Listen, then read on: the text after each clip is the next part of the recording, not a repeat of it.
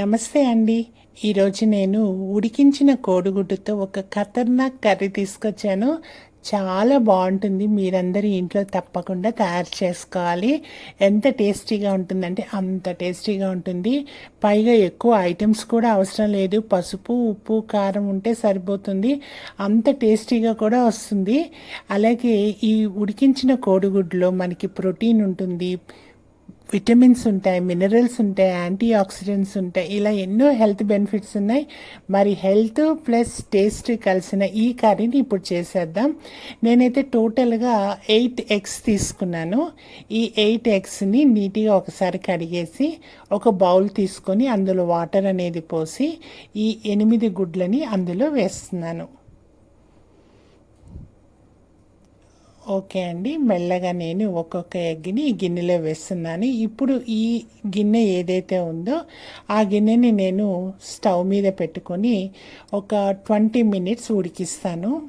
ఆ ఎగ్స్ అన్నీ 20 మినిట్స్లో ఉడికిపోతాయి. హై ఫ్లేమ్లో ఇక్కడ పెట్టట్లేదండి, మీడియం ఫ్లేమ్లో పెట్టుకుంటున్నాను. చిన్న స్టవ్ మీద మీడియం ఫ్లేమ్లో పెట్టుకున్నాను అనమాట. అంటే చిన్న బర్నర్ పైన మీడియం ఫ్లేమ్లో పెట్టుకున్నాను. ఒక 20 మినిట్స్ అయితే మనకు ఉడికిపోతుంది. ఓకే, ఈలోపు మనం ఒక పెద్ద సైజ్ ఆనియన్ తీసుకున్నాను. మీ దగ్గర పెద్ద సైజ్ ఆనియన్ లేకపోతే చిన్నవి ఒక 2 ఆనియన్స్ తీసుకోండి. ఇలా చిన్న చిన్న పీసెస్కి అయితే కట్ చేసుకున్నాను. అలాగే కరివేపాకు, కొత్తిమీర తీసుకున్నాను. అవి కూడా చిన్న చిన్న పీసెస్గా కట్ చేసుకుందాం. ఓకే అండి, కొత్తిమీరని అయితే కరివేపాకుని అయితే చిన్న చిన్న పీసెస్గా అయితే నేను కట్ చేసుకున్నాను. సో ఆనియన్స్, కరివేపాకు, కొత్తిమీర ఈ 3 చిన్న పీసెస్గా కట్ చేసేసుకున్నాం. ఇదిగోండి, మన ఎగ్స్ అయితే ఇంకా ఉడుకుతున్నాయి. మొత్తం ఉడికినివ్వండి. ఒక 20 మినిట్స్ అయితే నేను స్టవ్ ఆపేస్తాను. ఇదిగోండి, 20 మినిట్స్ అయిపోయింది. స్టవ్ అయితే ఆపేస్తాను. కొంచెం వేడి తగ్గిన తర్వాత ఇందులో ఉన్న హాట్ వాటర్ అంతా పడేసి మళ్ళీ చల్ల నీళ్ళు దీంట్లో వేసి పెడతానండి. ఎందుకంటే ఆ ఎగ్స్ తొందరగా చల్లారిపోతాయని. ఓకే అండి, ఇదిగోండి నీరైతే పోసేసాను, చల్లటి నీరు. ఇప్పుడు మనం ఏం చేసుకుందామంటే చల్లారిపోయిన తర్వాత ఎగ్ పొట్టంతా తీసేద్దాము.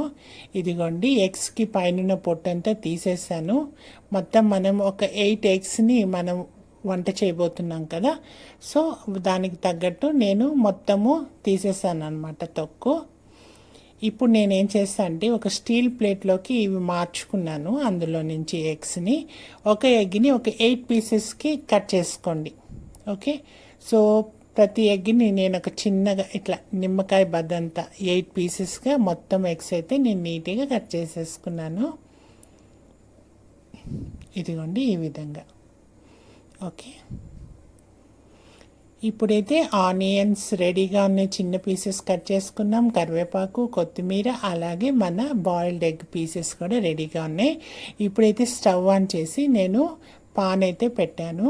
పాన్ వేడెక్కిపోయింది. ఇప్పుడు ఇందులో ఒక 5 to 6 స్పూన్స్ ఆయిల్ అయితే వేద్దాం. మన ఆనియన్స్ తగ్గట్టు మనము ఆయిల్ అనేది వేసుకోవాలండి. ఓకే అండి, ఆయిల్ అయితే వేగిపోయింది. ఇప్పుడు ఆనియన్స్ తీసుకొని ఆ పాన్లో వేసేద్దాం. ఓకే అండి, మొత్తం ఆనియన్స్ అయితే తీసుకొని ఈ పాన్లో మెల్లమెల్లగా వేస్తున్నాను. ఓకే అండి, మొత్తం ఆనియన్స్ అయితే వేసేసాను. ఇందులో జీలకర్ర, ఆవాలు అట్లా ఏం అవసరం లేదండి, చాలా బాగొస్తుంది. నన్ను మీరు నమ్మచ్చు, అంత టేస్టీగా వస్తుందన్నమాట. ఓకే, ఇదిగోండి ఆనియన్స్ అయితే బాగా వేపుతూ ఉన్నాను. యాక్చువల్లీ ఈ కర్రీ నాకు మా హస్బెండ్ చెప్పారండి. వాళ్ళు బ్యాచులర్గా ఉన్నప్పుడు వాళ్ళ రూమ్లో ఈ విధంగా చేసుకునేవారట. చాలా టేస్టీగా ఉంటుందట. ఒకరోజు నాకు హెల్త్ బాగాలేనప్పుడు మా హస్బెండ్ ఈ వంట చేసి నాకు పెట్టారు. చాలా బాగా అనిపించింది టేస్టీగా. సో నేను కూడా నేర్చుకున్నాను. దీన్ని మీ అందరికీ తెలియజేస్తున్నాను. ఇంత రుచికరమైన వంటని మనం అందరం మిస్ అయితే ఎలా? ఓకే అండి, ఇప్పుడు మనం బాయిల్ చేసుకున్న ఎగ్స్ మొత్తము ఇందులో వేసేసుకున్నాను. ఇప్పుడు కరివేపాకు కూడా వేసేసాను. ఓకే అండి, బాయిల్డ్ ఎగ్స్, కరివేపాకు వేసేసాను. ఇప్పుడు మనము పసుపు వేసుకుందాము. 1/2 స్పూన్ అయితే పసుపు వేస్తున్నాను. అలాగే కారం కూడా ఒక 1.5 స్పూన్ వేస్తున్నాను. మీకు ఎక్కువ కారం తింటే ఇంకొంచెం వేసుకోండి. మీ టేస్ట్కి తగ్గట్టు ఉప్పు, కారం వేసుకోవచ్చు. నేనైతే 1.5 స్పూన్ కారం వేశాను. ఒకసారి అడుగంటకుండా మనం అప్పుడప్పుడు కలుపుతూ ఉందామండి. ఆనియన్స్ ఉన్నాయి కదా అందుకని. ఓకే అండి, సాల్ట్ వేస్తున్నాను. సాల్ట్ ఒక 1.5 స్పూన్ వేస్తున్నాను, ఎందుకంటే ఇన్బిల్ట్గా మనకి ఎగ్లో సాల్ట్ ఉంటుంది. సో దాని ప్రకారం చూసుకొని మనం ఎగ్లో సాల్ట్ అనేది వేసుకోవాలన్నమాట. ఓకే అండి, పసుపు, ఉప్పు, కారం వేసేసాను, కరివేపాకు వేసేసాను. ఇప్పుడు ఒకసారి నీట్గా మనము కలుపుదాం. ఇట్లా ఇవి కొంచెం పెద్ద పీసెస్గా అనిపిస్తే కొంచెం వాటిని గరిటెతోనే ఇలా చిన్నగా స్మాష్ చేయండి. చిన్న పీసెస్గా చేస్తే మనం రైస్లో తినడానికి ఈజీగా ఉంటుందన్నమాట. సో నేను ఇట్లా స్టిక్తోని ఇలా కొంచెం ఇలా కొడుతున్నాను, కొంచెం స్మాష్ అవ్వటానికి.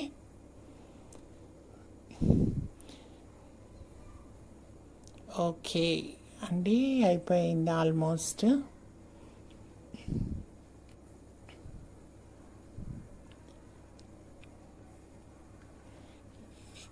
ఇప్పుడు చికెన్ మసాలా ఒక 1.5 స్పూన్ వేస్తున్నానండి. మీకు ఒకవేళ చికెన్ మసాలా లేకపోతే గరం మసాలా అయినా వేసుకోవచ్చు. నా దగ్గర చికెన్ మసాలా ఉంది, సో అది వేసాను.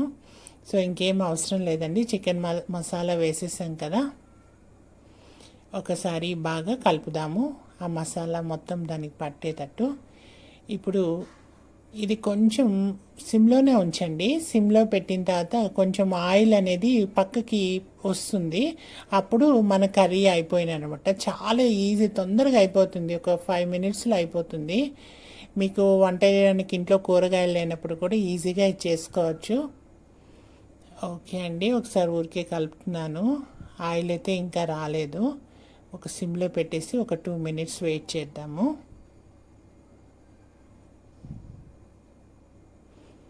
ఇదిగోండి, కొంచెం కొంచెం బబుల్స్ అయితే వస్తున్నాయి చూడండి, ఆయిల్ బయటకు వస్తుంది. సో ఇప్పుడు మనం ఏం చేద్దామంటే కొత్తిమీర అండి, ఆల్రెడీ మనం చిన్న పీసెస్గా కట్ చేసుకున్నాం కదా, ఆ కొత్తిమీర కూడా వేసేస్తున్నాను. అంతే అండి, కొత్తిమీర వేసాక ఒక్కసారి మనం గరిటెతో నీట్గా కలిపేస్తే మన ఆయిల్ కూడా బయటకు వచ్చేస్తుంది చూడండి. సో ఒకసారి నీట్గా కలిపేసి స్టవ్ ఆఫ్ చేసేస్తే ఎంతో టేస్టీ అండ్ హెల్దీ అయిన ఖతర్నాక్ గుడ్డు కూర రెడీ అయిపోయింది. మరి మీరందరూ మీ ఇంట్లో తప్పకుండా ట్రై చేయండి. ఇది రైస్లోకి బాగుంటుంది, చపాతీలో కూడా బాగుంటుంది, సైడ్ డిష్గా కూడా చాలా బాగుంటుంది, ఎన్నో రకాలుగా తినచ్చు. అంత బెనిఫిట్స్ ఉన్నాయన్నమాట ఈ ఎగ్ కర్రీలో. సో మీరందరూ తప్పకుండా మీ ఇంట్లో ట్రై చేయాలి. ఓకేనా? ఇది చూడండి ఎంత బాగా వచ్చిందో, చూస్తుంటేనే అసలు వంట చేస్తుంటే అయితే స్మెల్ సూపర్గా వస్తుందండి. ఆ కరివేపాకు వేసాం కదా, స్మెల్ అయితే అదూర్సండి. మీ అందరు తప్పకుండా ట్రై చేయాలి. ఓకేనా? మీకు కనుక నా వీడియో నచ్చినట్లయితే లైక్ చేయండి, షేర్ చేయండి, అలాగే సబ్స్క్రైబ్ చేయండి. వాళ్ళు ఉంటే సబ్స్క్రైబ్ చేసుకోండి.